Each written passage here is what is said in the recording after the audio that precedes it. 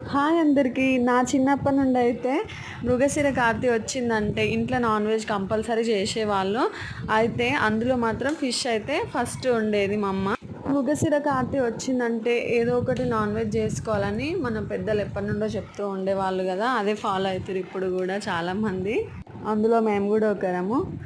మేమైతే మృగశిర కార్తి రోజు అయితే ఫిష్ అయితే తెచ్చుకోలేదు, ఎందుకంటే ఆ రోజు సాటర్డే వచ్చింది కాబట్టి తెచ్చుకోలేదు.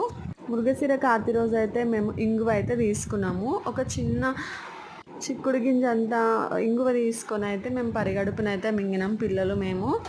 ఇంగువ కూడా చాలా మంచిది ఒంటికి. పరిగడుపున తింటే ఒళ్ళు నొప్పులు, ఒంట్లో ఏదన్నా నలతగా ఉంటే కూడా పోతుంది. నేనైతే ఈరోజు సండే కదా, మంచిగా ఫిష్ అయితే వండిన, అట్లనే జొన్న రొట్టెలు కూడా చేసిన.